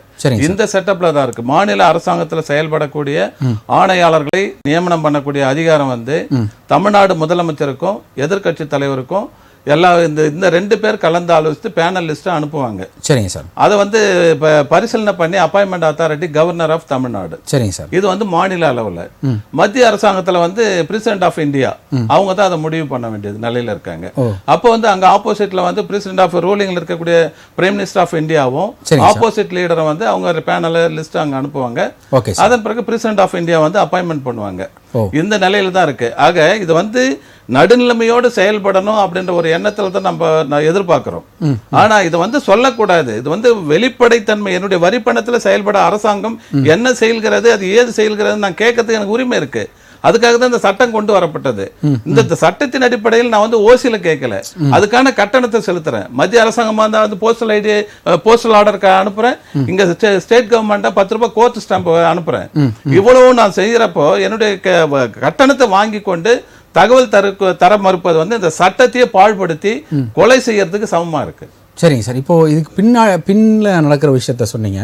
இதுக்கு வந்து நம்ம என்னென்ன விஷயங்கள் நம்ம வந்து முன்னின்று செய்யணும்? இப்போ ஒரு புகார் கொடுக்கணும் அப்படின்னா அவங்க ஃபஸ்ட்டு எங்கே போகணும், என்னென்னலாம் வாங்கணும், அது மாதிரி இந்த கவரில் யாருக்கு பேர் அனுப்பணும், அதுக்கடுத்து இந்த ஃபாலோப்லாம் எப்படி, அதை பற்றி சொல்லுங்கள். உதாரணத்துக்கு நம்ம வந்து ஒரு வட்டார வளர்ச்சி அலுவலர் எடுத்துக்கோங்க சார். எங்கள் கிராமத்தில் வந்து குடிநீர் பிரச்சனையாக இருக்குது, அடிப்படை வசதி கவனிக்கப்படலை அப்படின்னு சொன்னால் எங்கள் பஞ்சாயத்து பிரசிடென்ட் செய்ய தவறிய விஷயங்களை, எங்கள் பஞ்சாயத்தில் இருக்கக்கூடிய அந்த பஞ்சாயத்து கிளார்க்கு செய்ய வேண்டிய விஷயங்களை, தவறிய விஷயங்களை சம்பந்தப்பட்ட வட்டார வளர்ச்சி அலுவலர், பிளாக் டெவலப்மெண்ட் ஆஃபீஸர், அந்த யூனியன்ல இருக்க பிடிஓவுக்கு நான் புகார் அனுப்பலாம். அதுக்கு முன்னாடி அந்த புகார் நாங்கள் சொல்லக்கூடிய கருத்து என்னன்னா, எந்த ஒரு கோரிக்கையா இருந்தாலும் சரி, புகாரா இருந்தாலும் முதல்ல சம்பந்தப்பட்ட துறைக்கு அதை நம்ம பதிவு தபால் ஒப்புதல் அட்டையுடன் அனுப்பிடணும். அனுப்பி அந்த கோரிக்கை கவனிக்கப்படலை, பதில் வரலன்ற பட்சத்தில் நம்ம தகவல் பெறும் உரிமை சட்டத்தில் நான் இந்த தேதியில உங்களுக்கு இந்த கோரிக்கை அனுப்பினேன், இந்த கோரிக்கையின் மீது என்ன நடவடிக்கை எடுத்தீங்க, இந்த கோரிக்கை நடவடிக்கை யாருக்கு பரிந்துரைப்பட்டீங்க அப்படின்றத வந்து அங்க இருக்கக்கூடிய பிடிஓ ஆபீஸ்ல துணை பொது தகவல் அலுவலர், டெப்டி பிடிஓ அட்மின் ஒருத்தர் இருப்பாருங்க. அவருக்கு நம்ம பெயர் போட்டு அனுப்பணும், இந்த முகவரியில் அனுப்பணும் அந்த ஊராட்சி ஒன்றிய அலுவலகத்துக்கு. அவர் வந்து நடவடிக்கை எடுத்து 30 நாளுக்குள்ள பதில் தரலன்னா அங்க இருக்கக்கூடிய மேல்முறையீட்டு அலுவலர், இப்ப டெப்டி பிடிஓ வந்து பிஐஓ, பப்ளிக் இன்ஃபர்மேஷன் ஆஃபீஸர், அந்த நிலையில வந்து அப்லேட் அத்தாரிட்டி யாருன்னு கேட்டீங்கன்னா அங்க இருக்க BDO VP, block development officer, village panchayat, அவருக்கு அனுப்பணும். அவரு நடவடிக்கை எடுக்காத பட்சத்துல மாண்பமை தகவல் ஆணையர், தமிழ்நாடு தகவல் ஆணையம், பேன்பேட்டை, நந்தனம், சென்னை 6,35,000. அப்போ இந்த முறையில் நான் ஏற்கனவே கொடுத்த புகார் மனு, கோரிக்கை மனு, அதன் பிறகு தகவல் கேட்ட மனு, மேல்முறையீடு செஞ்சது, இதை அத்தனை இணைச்சு தகவல் ஆணையத்துக்கு அவங்க சொல்கிற ஃபார்மேட்டில் நான் வந்து ஃபில் பண்ணி அனுப்புனா தகவல் ஆணையம் எப்போ கூப்பிடுன்னு எனக்கு தெரியாது. சரி, நம்ம தொடர்ந்து பேசலாம். ஒரு காலர் லைன் இருக்காங்க. வணக்கம், இது ராஜ் நியூஸ் புகார்பட்டி. யார் எங்கேருந்து அழைக்கிறீங்க? பேசலாம் சார். வணக்கம் சார். வணக்கம் சார், உங்கள் பெயர் சொல்லுங்கள், எங்கேருந்து கூப்பிட்றீங்க சார்? என் பேர் எஸ் சிவநாதன், திருவண்ணாமலை சார். உங்களுடைய புகார் விவரம் என்ன சிவநாதன்? ஐயா வணக்கம் ஐயா. வணக்கம், சொல்லுங்கள் ஐயா. எங்கூர் சட்டமன்ற எம்எல்ஏவை பற்றி நம்ம தகவல் உரிமை சட்டத்தில் கேட்க முடியுமா? அவர் என்ன நலத்திட்டு செஞ்சுக்கிறாரு என்ன? சிவநாதன் தோழர், நீங்கள் அருமையான கேள்வி. இது யாருமே கேட்கறது இல்லை. ஏன்னா எம்எல்ஏ வந்து கேட்டால் அவர் நம்ம அரசியல் கட்சியை சார்ந்தவர் என்ன பண்ணிடுவார், ஏது பண்ணிடுவார், ஒரு பயம், அச்சம், அதெல்லாம் ஒன்றும் கிடையாதுங்க. சாதாரண பஞ்சாயத்து தலைவர்லேருந்து பாராளுமன்றம் வரைக்கும் இந்த சட்டத்தில் தகவல் கேட்கலான்றதுக்கு நமக்கு உரிமை இருக்குது. அதனால் உங்கள் எம்எல்ஏ வந்து என்ன செஞ்சார், எப்போ வந்தார், எவ்வளோ ஓட்டு வாங்கினார், அவர் எப்போ ஜெயிச்சு வந்தார், அவர் என்னென்ன தொகுதி மேம்பாட்டுக்கு செஞ்சுருக்காரு, எவ்வளோ நிதி செஞ்சுருக்காரு, அந்த நிதி எந்தெந்த ஊருக்கு செஞ்சுருக்காரு அப்படின்ற புள்ளி விவரங்கள் அத்தனையும் வந்து நீங்கள் சட்டமன்ற பேரவை செயலகத்துக்கு தகவல் பெறும் உரிமை சட்டத்தில் பொது தகவல் அலுவலர், சட்டமன்ற பேரவை செயலகம், தலைமைச் செயலகம், சென்னை 6,09,000 அவங்களுக்கு நீங்கள் போட்டிங்கனாவே அதனுடைய டீட்டெயில்ஸ் எல்லாம் தருவாங்க. அது மட்டும் இல்லை, நம்முடையக்காக வேலை செய்யறதுக்கு வந்த பப்ளிக் சர்வெண்ட் எம்எல்ஏ, அதனால் அவருக்கு என்னென்ன சலுகை நம்ம வரி பணத்தில் கொடுக்குறாங்க அந்த டீட்டெயிலை நீங்கள் கேட்கலாம். அதுக்கும் அவருக்கு வந்து என்ன மருத்துவப்படி இருக்குது, டிரான்ஸ்போர்ட் இருக்குது, போஸ்டேஜ் எக்ஸ்பென்ஸ் எவ்வளோ இருக்குது, அதே போல் அவருக்கு வந்து இப்போ ஆஃப்டர் சர்வீஸுக்கு பிறகு எவ்வளோ பென்ஷன் வாங்குறாங்க, அவர் டெத்துக்கு பிறகு அவங்க லைஃப் ஃபேமிலி பென்ஷன் எவ்வளோ வாங்க, இவ்வளோ டீட்டெயிலும் நீங்கள் புள்ளி விவரத்தோடு இந்த சட்டத்தில் கேட்கலாம் தோழர். நன்றி நன்றி நன்றி. தொடர்ந்து நிகழ்ச்சி பாருங்க. அழைத்தமைக்கு மிக்க நன்றி. திரு ஜெயக்கண்ணன், நம்ம இந்த வழக்கு ரொம்ப நன்றிங்க சார். நன்றிங்க சார். இந்த வழக்கு விவகாரங்கள் பற்றி நம்ம பேசிட்டு வந்தோம். இப்போ அடுத்தது முக்கியமான ஒரு விஷயம் என்ன அப்படின்னா, இந்த ஹோம் இப்போ எல்லாமே இந்த இஎம்ஐ தான் ஒவ்வொரு பிரச்சனையாக போய்கிட்டே இருக்குது. அவங்க ஒரு சில பேர் வந்து கடந்த முறை கூட பேசணும், 1,500 ரூபாய் கட்ட வேண்டியதுக்கு பேங்க் அக்கௌண்ட்டில் மினிமம் பேலன்ஸ்னு ஒன்று இப்போ மே 1ஆம் தேதியிலேருந்து மினிமம் பேலன்ஸ்லாம் இன்க்ரீஸ் பண்ணியிருக்காங்க. ப்ளஸ் அதுபோக வந்து நம்மளுடைய பணத்தை எடுக்கிறதுக்கு ஒரு நம்ம பேங்க்கில் இப்போ உதாரணத்துக்கு வந்து என்னுடைய வங்கி கனரா வங்கி அப்படின்னா 5 தடவை அதர் ஏடிஎம்ல எடுத்துக்கலாம். அப்போ மற்ற ஏடிஎம்ல எடுக்கும் பொழுது பணம் இல்லை, இன்னொன்று என்னுடைய வங்கியிலேயே வந்து பணம் இல்லாதனா அடுத்த ஏடிஎம்ல தான் போவேன். இது போன்ற ஒரு விஷயங்கள்லாம் வரும்போது சட்ட ரீதியாக அதை அணுகலாமா? இல்லை, இதற்கான வந்து விளக்கங்கள் பார்த்திங்கன்னா மத்திய அரசினுடைய நிதி அமைச்சகம் வந்து ஒரு மிகப்பெரிய தொகையை வந்து ஏதோ பெரிய அளவில் இது மூலமாக வந்த மாதிரிலாம் பொய்யான தகவல்கள்லாம் போட்டிருக்காங்க. அதாவது சாதாரண மக்களுடைய வங்கி கையிருப்பு என்பது 0 பேலன்ஸாக இருந்தால் மட்டும்தான் அவங்களால அடுத்த கட்டத்துக்கு போக முடியும். ஆனால் மினிமம் பேலன்ஸுங்கிற பேரில் அவங்களுக்கு என்னென்ன தொகையில் வந்து பிடிக்க முடியுமோ பிடிச்சி இது வந்து பல்லாயிரக்கணக்கான தொகையை நாங்கள் வந்து கிட்டத்தட்ட 33,000 கோடி ஏதோ சொல்லியிருக்காங்க. அது வந்து இந்த மினிமம் பேலன்ஸை மெயின்டைன் பண்ணாமல் இருந்ததுனால எங்களுக்கு வந்து அரசுக்கு வருமானம்னு சொல்கிறாங்க. இதெல்லாம் பார்த்தீங்கன்னா தொடர்ந்து அந்த வங்கி கணக்கை வந்து அரசுக்கு ஆதார் கார்டோடு இணைச்சதுனால வந்த ஒரு எதிர்வினைகள்னு கூட சொல்லலாம். சரி, சாதாரண மக்கள் வந்து மினிமம் பேலன்ஸ் அந்த 500 ரூபா அவங்களுக்கு பெரிய விஷயம். ஆமாம், இப்போ நம்ம தமிழ்நாடு அரசு உரிமை தொகை போடுதுன்னு வைங்களேன், அதில் வந்து மினிமம் பேலன்ஸை பிடிச்சிடுறது. இது மாதிரியான வந்து தகவல்கள்லாம் நம்ம பார்க்க வேண்டியிருக்கு. இன்னொரு செய்தி என்னென்னா, வங்கிகள் வந்து தேவையில்லாத பிடித்தங்களை அதிகமாக பண்ணுறாங்க. இதுக்கு சட்ட ரீதியாக இருக்கா? கண்டிப்பாக. நம்ம பேச ஒரு காலர் இருக்காங்க. வணக்கம், இது ராஜ் நியூஸ் புகார்பட்டி. யார் எங்கிருந்து அழைக்கிறீங்க? பேசலாம். கள்ளிக்குடி ஓடப்பட்டி சார். உங்கள் பேர் சொல்லுங்கள் சார். செல்லப்பாண்டி. செல்லப்பாண்டி, உங்களுடைய புகார் விவரம் என்ன? செல்லப்பாண்டி, புகார் விவரம் வந்து நம்ம கள்ளிக்குடி ஓடப்பட்டி இருக்கு பார்த்தீங்களா? திருமங்கலம் டிஸ்ட்ரிக்ட். திருமங்கலம், சொல்லுங்க. அங்க ஆவல் சிறப்பட்டி கிட்ட ஒரு கழிவாலை வச்சிருக்காங்க. சரிங்க. அங்க வந்து என்ன செய்யறாங்கடா, அவங்க சொன்னது உர தொழிற்சாலைன்னு சொல்லி வாங்கிட்டாங்க பெர்மிஷன். சரிங்க. ஆனா இப்ப செய்யறது வந்து என்ன செய்யறாங்கடா, மனுஷன் கழிவு பூரா அடிய வச்சுட்டு நம்ம போஸ்ட்மார்ட்டம் பண்றோம்ல, ஆமா ஆமா, அதுல உள்ள கழிவு பூரா வச்சுட்டு உள்ள கூடி மற்ற பூரா மேல வச்சுட்டு மேல மட்டும் கோழி ரெக்கா கோழி கழிவை போட்டு கொண்டு வந்து அரைச்சி மக்களுக்கு பூரா மாடை வந்து பாதிப்பு வருது. அது நாங்க சாலை மறியலும் பண்ணி பார்த்தோம், அது ஒண்ணுமே ஆகல. சரி, இருங்க, நம்முடைய சமூக அதுக்கு ஏதாவது ஒரு முதலமைச்சர் மூலியமா ஏதாவது ஒரு நடவடிக்கை இருக்கணும். சுத்தி வட்ட எல்லா கிராமங்களும் செத்து போயிடுவாங்க கண்டிப்பா. புற்றுநோய், அதனால புற்றுநோய் சின்ன பிள்ளைகளுக்கு பூரா பாதிப்பு வரும்னு சொல்றாங்க. எந்த இடத்துல இருக்கு அந்த ஆலை? ஆவல் சூரம்பட்டி. ஆவல் சூரான்பட்டி. வீட்டி மணின்னு சொன்னா அது பின்னாடி இருக்கு. ஆவல் தாலுகா. அது இது திருமங்கலம் மாவட்டம் கள்ளிக்குடி தானே? கள்ளிக்குடில இருந்து விருநர் போற ரோட்ல நம்ம வீட்டி மணின்னு சொன்னா தெரியும். அங்க தாலுகா என்ன தாலுகா வருது? நாங்க சாலை மறியல் எல்லாமே பண்ணி பார்த்தாச்சு, தேர்தலை புறக்கணிச்சு பார்த்தாச்சு, எல்லாமே பார்த்தாச்சு. நீங்க இப்ப தேர்தலை வாக்களிக்கலையா? போடவில்லை. ஏன்? இதற்காக தான் எங்களுக்கு விட கிடைக்கணும்ல. நாங்க வயசாகி பத்தி செத்து போயிருவான். சரி, வரப்போற பிள்ளைங்க வாழணும்ல. நோட்டாக்கு போட்டிருக்கலாம்ல? ஓட்டாக்கு நாங்க இருக்குங்க, ஓட்டே வேணாம்னு சொல்லிட்டு, ஓட்டு வேணாம் எது வேணாம், கட்சிக்காரங்க வந்து எங்களுக்கு என்ன செய்ய போறாங்க? இல்ல நீங்க உங்களுடைய வாக்கு வேண்டாம்னா அதுக்கு தான் நோட்டா வச்சிருக்காங்க. எங்களை யாருமே வந்து கேட்கலையா? சரி இருங்க, இது உங்களுடைய ஆதங்கம் புரிகிறது நம்முடைய சமூக ஆர்வலர் ராஜேஷ். அதாவது இப்ப வரைக்கும் ஆளுங்கட்சிக்காரங்க வந்து கேட்டாங்களா? எதுவும் கேட்கல. சரி, இது மதுரை மாவட்டம் திருமங்கலம் வட்டாட்சி தானங்க? ஆமா. ஹலோ, என்ன பேர்? திருமங்கலம் தானே உங்களுக்கு தாலுகா ஆபீஸ்? தாலுகா கள்ளிக்குடி தாலுகா வந்துருச்சுல இப்ப. கள்ளிக்குடியா? கள்ளிக்குடி தாலுகா. இது வந்து பாதிப்பு ஏற்படக்கூடிய சுற்றுச்சூழல் பாதிப்பு ஏற்பட்டிருக்கு, சுகாதார பாதிப்பு ஏற்படக்கூடியது ஆவல்சோரம்பட்டி கிட்டத்தட்ட 16 கிராமம். இல்லையா? இது வந்து கிராம ஊராட்சியா பேரூராட்சியா? இது நீங்க சொல்ற நமது பூரா ஊராட்சி. ஊராட்சி தானே? கள்ளிக்குடி மட்டும் தாலுகா. சரி, உங்க ஊராட்சி மன்றத்துல கிராம சபையில இது ஏன் தீர்மானமா போடல? என்ன தீர்மானம் சார்? இது போல வந்து பொதுமக்கள் மனித உயிருக்கு எதிராக சுகாதார சீர்கேடான முறையில சார் யாருமே வாக்களிக்க மாட்டோம்னு சொல்லிட்டாங்க. இல்லையா? நான் கேட்க பாதிப்பு இருக்கு, அதனால நாங்க வாக்களிக்க மாட்டோம். ஐயா தீர்மானத்தை சொல்லுங்க. கம்பெனி கால் பண்ணி சொன்னாங்க. ஐயா செல்லப்பாண்டி ஐயா, அவர் என்ன சொல்றாருன்னா கிராம சபை கூட்டம் நடக்கும், அதுல ஏன் தீர்மானம் போடல அப்படின்னு கேக்குறாரு.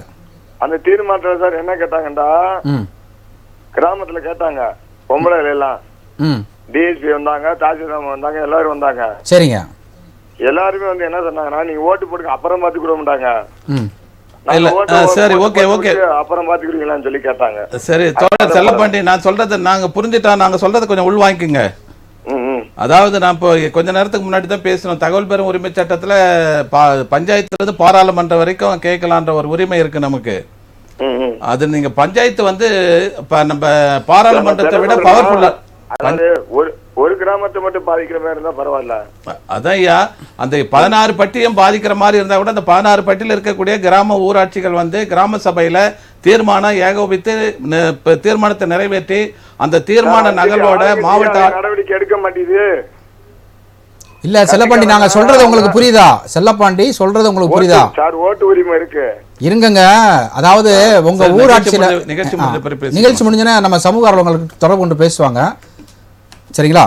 அதாவது உங்க ஊர்ல கிராம சபை கூட்டம் நடக்கும், அந்த கிராம சபை கூட்டத்துல ஏன் தீர்மானம் போடல அப்படின்னு கேட்டா ஓட்ட புறக்கணிச்சிட்டோம். இது பெருமைப்பட வேண்டிய ஒரு விஷயம் கிடையாது. ஓட்ட புறக்கணிச்சிட்டோம். ஆமா, ஜனநாயக கடமையிலிருந்து நீங்க தவறி இருக்கிறீங்க, அதுக்கு போய் நீங்க நோட்டால போட்டு உங்க ஓட்டை அங்கீகாரம் பண்ணியிருக்கலாம். சரி, நம்ம தொடர்ந்து இந்த நிகழ்ச்சி முடிஞ்சோன்னா என்னுடைய சமூக ஆர்வலர் ராஜேஷ் உங்கள்கிட்ட பேசுவாங்க. திரு ஜெயக்கடன் தொடர்ந்து சொல்லுங்கள். நம்ம அந்த வழக்கு விவரங்கள் நம்ம தொடர்ந்து பேசிகிட்டு இருக்கோம். இதில் முக்கியமாக வந்து இந்த வங்கிகளில் செய்யக்கூடிய விஷயங்களுக்கு வழக்கு தொடுக்கலாமா? கண்டிப்பாக தொடுக்கலாம். அது எந்த மாதிரியான? அதாவது வழக்குகள் வந்து இப்போ உங்களுக்கு வங்கிகள் என்பது சர்வீஸ் மோடுன்னு சொல்கிறோம் இல்லையா, சேவையில் தான் வருது. வங்கி சேவை என்பது நீங்கள் என்ன அனைத்து வகையான, அதாவது அதை நம்ம கஸ்டமர்ஸ்ன்னு தான் சொல்லுவாங்க, வாடிக்கையாளர்கள் தான். அந்த அடிப்படையில் பார்க்கும்போது உங்களுக்கு வங்கிகளில் உங்களுக்கு தேவையான நீங்களும் அது வந்து ஒரு முறைப்படி அதற்கான சர்வீஸ் சார்ஜ் கொடுக்குறீங்க. அந்த அடிப்படையில் வங்கிகள் மூலமாக நடக்கக்கூடிய அந்த சேவை குறைபாடுகளை நம்ம கன்சூமர் கோர்ட்லேயே போடலாம். அது என்ன மாதிரியான? முதல்ல வந்து நீங்கள் வங்கிகளில் உங்களுக்கு என்ன குறையோ அங்கே மேல் அதிகாரிகளுக்கு தெரிவிக்கணும். அதன் பிறகு என்னோட நடைமுறை என்ன அப்படின்ற காலருக்கு அப்புறம் பேசலாம். வணக்கம், இது ராஜ் நியூஸ் புகார்பட்டி. யார் எங்கிருந்து அழைக்கிறீங்க? பேசலாம் சார். என்னோட நேம் சரவணன் சார். நான் புதுக்கோட்டை மாவட்டம் அறந்தாங்கில பேசுறேன். சரவணன், புதுக்கோட்டை மாவட்டம் அறந்தாங்கி. உங்களுடைய புகார் விவரம் என்ன சரவணன்? சார், ஏதாவது இபி சம்பந்தமான புகார் சார். என்னோட வீட்டுல வந்து இந்த ரீடிங் மிஷின் இருக்குல்ல சார், எலக்ட்ரானிக் ரீடிங் மிஷின். ஆமா, அது வந்து ஒரு வருஷத்துல 3 தடவை மாத்திட்டாங்க சார் அந்த ரீடிங் மிஷினை. சரிங்க. அது வந்து 5 வருஷம் வாரண்டி கொடுத்துருக்காங்க சார் அந்த ரீடிங் மிஷின்ல பார்த்தா. சரி. ஆனா வந்து இந்த 3 வாட்டி மாத்திட்டாங்க. அதை பத்தி நம்ம போய் எங்க இபி ஆபீஸ்ல போய் கேட்டா அதுக்கு சரியான ரெஸ்பான்சிபிலிட்டி கொடுக்க மாட்டேங்கிறாங்க. அதுக்கான சார்ஜ் வந்து கன்சூமரான நான் கட்டணுங்கிறாங்க. அதாவது 3 மாசம் வந்து ஓடாம இருக்கிறதுக்கு நான் பணம் கட்டணும் அப்படின்னாங்க. நான் அப்ப அதுக்கிட்ட கேட்டேன், ஏன் சார் உங்க கம்பெனில இருந்து நீங்க தயார் பண்ணி கொடுக்குற மிஷின் கேட்டு போறதுக்கு கன்சூமர் நான் எதுக்கு பணம் கட்டணும் அப்படின்னு கேட்டா, அதை வந்து நீங்க வெளியில அங்க போய் கேளுங்க இங்க போய் கேளுங்கன்னு அலக்களிக்கிறாங்க சார். சரியான ரெஸ்பான்சிபிலிட்டி கொடுக்க மாட்டேங்கிறாங்க இபிஎஸ். ஓகே, இதுவும் சமூகம் சார்ந்த விஷயம் தான் திரு ராஜேஷ் சார். சரவணன் சார், நீங்கள் இபி ரீடிங் வந்து எடுக்கக்கூடிய அந்த மீட்ரு வந்து டான்ஜெட்கோ, அதாவது தமிழ்நாடு மின் உற்பத்தி மற்றும் பகிர்மான கழகம் மின் வாரியத்துக்கு சொந்தமான ப்ராப்பர்ட்டி. அந்த ப்ராப்பர்ட்டி வந்து நம்ம காசு கொடுத்து வாங்கி கொடுத்துட்டாலும் அது வந்து அந்த வாரியத்துக்கான சொந்தமான சொத்து. அந்த சொத்துல ஏதாவது பழுது ஏற்பட்டா அதை நிவர்த்தி பண்ணக்கூடிய பொறுப்பு வந்து டான்ஜெட்கோவுக்கு தான் இருக்கு. அது வந்து கன்சியூமர் தலையில கட்டுறதுக்கு நினைக்கிறது வந்து உங்களை வந்து உங்க தலையில மிளகா அரைக்கிறதுக்கு அங்க இருக்கிற ஏஇஓவோ இல்லை டிஓ ஏடிலாம் வந்து உங்களுக்கு முயற்சி பண்றாங்கன்னு அர்த்தம். நீங்க இது சார்ந்து அங்க புதுக்கோட்டையில் இருக்கக்கூடிய கண்காணிப்பு மின் பொறியாளர் சூப்பர்டென்டென்ட் இன்ஜினியர் டான்ஜெட்கோ அவருக்கு நீங்க புகார் கொடுக்கலாம். அது இல்லைன்னு சொன்னா திருச்சியில் இருக்கக்கூடிய சீஃப் இன்ஜினியர் தலைமை பொறியாளர் டான்ஜெட்கோ திருச்சி 20 அவருக்கு நீங்க புகார் கொடுக்கலாம். அப்படியே நிவர்த்தி இல்லைன்னு சொன்னா இங்க சென்னையில அண்ணா சாலையில நம்பர் 144 அண்ணா சாலையில சென்னை 2ல் வந்து மேலாண்மை இயக்குனர் எம்டி இருக்காரு, சேர்மன் இருக்காரு டான்ஜெட்கோ, அவருக்கு நீங்க புகார் கொடுக்கலாம். இந்த புகாரும் உங்களுக்கு இல்லைன்னா இங்க கன்சியூமர் ஃபாரத்துக்கு போகலாம். சார் இப்ப நான் புகார் கொடுத்தேன் சார், அந்த கம்பெனி வந்து போலியான மிஷினை தயார் பண்ணி கொடுக்குறாங்களா, அவங்களுக்கு கவர்மெண்ட் சம்பந்தமா என்ன? இல்ல, இந்த போலியான மிஷின் தயாரிச்சுக்காங்க. போலியான மிஷின் நீங்க வந்து அதை வந்து நீங்க கவலைப்பட வேண்டிய அவசியம் இல்லை. அது வந்து வாரியம் தான் கவலைப்படணும். வாரியத்தினுடைய ப்ராப்பர்ட்டி இது வந்து டெபாசிட் வாங்கிட்டு இது போலியான பொருளை எனக்கு கொடுத்துருக்காங்க நீங்க சேலஞ்ச் பண்றதுக்கு முன்னாடி நீங்க ஜுடிஷியலா தான் அதை சேலஞ்ச் பண்ணணும். சரிங்க சார், சரி, ஓகே, நன்றி. ரொம்ப யூஸ்ஃபுல்லா இருக்கு சார் உங்க மெசேஜ். நன்றி சார். நன்றி. நன்றி சரவணன். நிகழ்ச்சி முடிஞ்ச திரு ராஜேஷ் உங்களுக்கு தொலைபேசியில் வழிகாட்டுவாங்க. நீங்கள் எங்கெங்கெல்லாம் அதுக்கு புகார் கொடுக்கணுன்ற அடிப்படையில் ஒரு சமூக விழிப்புணர்வு அவர் உங்களுக்கு கொடுப்பாரு. நன்றி. நம்ம தொடர்ந்து பேசுகிறோம் சார். இந்த வங்கிக்கு வந்து கன்சியூமர் கோர்ட்டுக்கு நம்ம போக முடியும். கன்சியூமர் கோர்ட்டில் போய் சட்டசானலாம் இருக்கு, நிறைய உங்களுக்கு தீர்ப்புகள் இருக்கு. அதாவது வங்கிகள் மீதான அந்த குறைபாடுகளை வந்து பார்த்தீங்கன்னா சாதாரணமாக வந்து வங்கி கணக்கில் வந்து தொகை குறையாம, அதாவது இவங்க ஒரு டெபாசிட் பண்ணியிருந்ததை குறிப்பிட்ட இன்ட்ரெஸ்ட் கொடுக்காம விட்டது. அடுத்து பார்த்தீங்கன்னா இவர்களுடைய வங்கி கணக்கிலேயே ஏற்பட்ட குளறுபடிகள், அதே மாதிரி இந்த லாக்கர்களில் அவங்களுடைய பொருட்கள் காணாமல் மிஸ்ஸிங் ஆகிறது, முறைப்படியான பராமரிப்பு செய்யாது, வங்கி கணக்கில் சில நேரங்களில் வந்து அதிகப்படியான தொகையை எடுத்துறது. அதே மாதிரி பார்த்தீங்கன்னா சாதாரணமாக வங்கிகளில் வந்து மாதந்தோறும் வந்து அது ப்ரைவேட் வங்கிகளில், தனியார் வங்கிகளில் நிறைய நடக்கும். வந்து மாதந்தோறும் நம்ம கண்ணுக்கு தெரியாமல் நிறைய தொகை எடுத்துக்கிட்டே இருப்பாங்க. அதை வந்து நீங்கள் முறைப்படி அதுக்கான ஸ்டேட்மெண்ட் கேட்டாலும் தரமாட்டாங்க. ஏடிஎம் கார்டு யூசேஜஸ், அதுக்கப்புறம் ஏடிஎம் மிஷின் யூசேஜஸ், அதுக்கப்புறமேட்டு மெயின்டெனன்ஸு, அப்புறம் வந்து சமீபத்தில் கூட நம்ம பேசணும் அந்த செக் புக்கோ ஐடிஎம் கார்டோ யூஸ் பண்ணலைன்னா அதுக்கு ஒரு பெனால்ட்டி.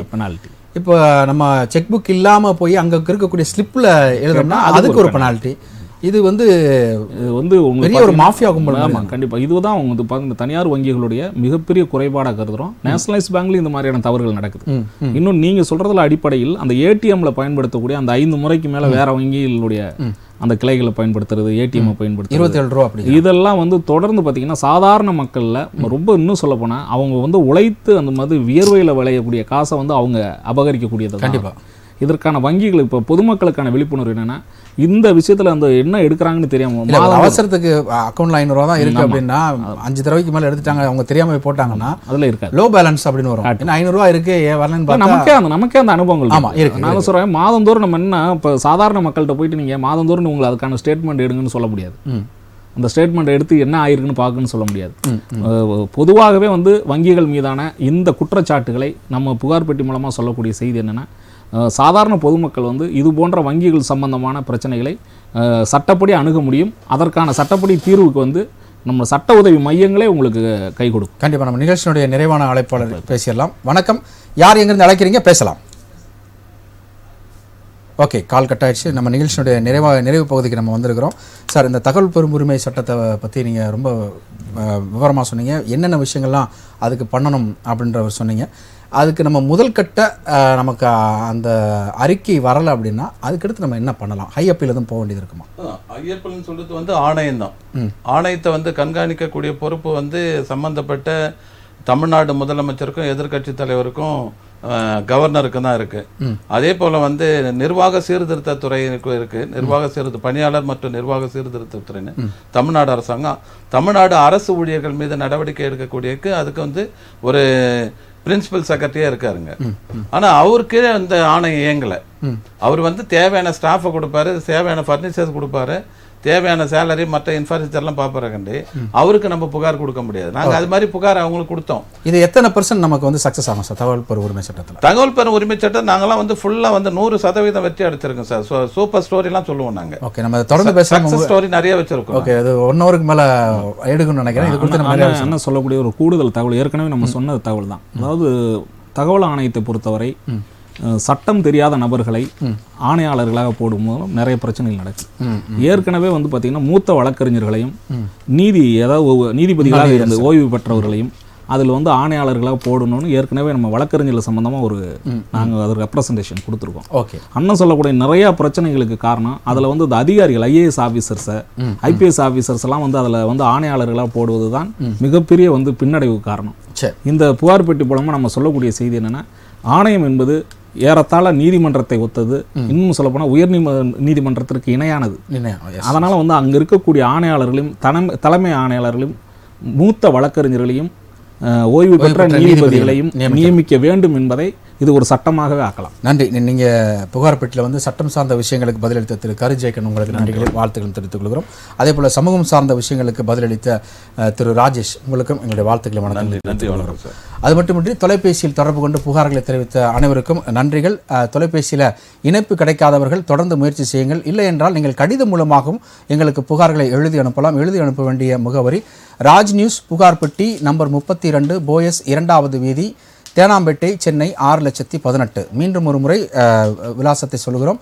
ராஜ் நியூஸ் புகார் பெட்டி நம்பர் 32 போயஸ் 2வது தெரு, தேனாம்பேட்டை, சென்னை 6,18,000. மீண்டும் சந்திப்போம். நன்றி, வணக்கம் நண்பர்களே, மக்களே.